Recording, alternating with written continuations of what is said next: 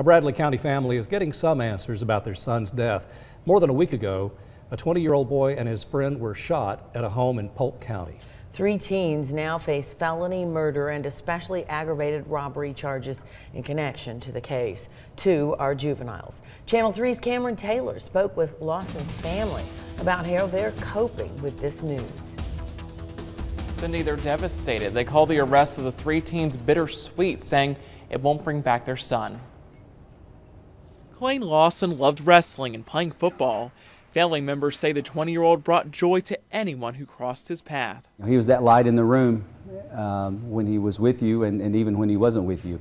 There's a big hole, big space to fill for a lot of his family. It's a void his dad, Tim Lawson, says will forever be left in their hearts. He learned from another family member that his son had been shot at a home on Highway 411 in Delano. You just think you're going to wake up. It was early in the morning, obviously, and I think it's just a nightmare. It's just one that's continued. His son later died at a hospital. His son's friend was also shot and is recovering.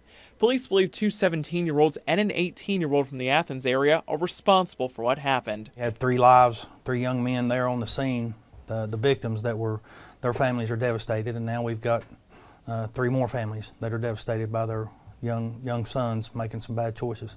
Sheriff Steve Ross says they all knew each other. He says an argument broke out over marijuana, which led to 18-year-old Robert Benton firing his gun. Authorities pulled him over in Putnam County for speeding. They picked up one of the 17-year-old suspects at his Athens home. The other turned himself in. It's a tragedy. Even if it wasn't my son, this is a tragedy. It didn't need to happen. As Lawson prepares to lay his son to rest this weekend, he's struggling to find forgiveness. He says McLean had a bright future ahead of him and was pursuing a degree at Cleveland State. We'll never know now. And the district attorney tells me he is considering charging the 2 minors involved as adults. For now, they're being held at a juvenile detention center. Live in the studio, Cameron Taylor, Channel 3 Eyewitness News. Cameron.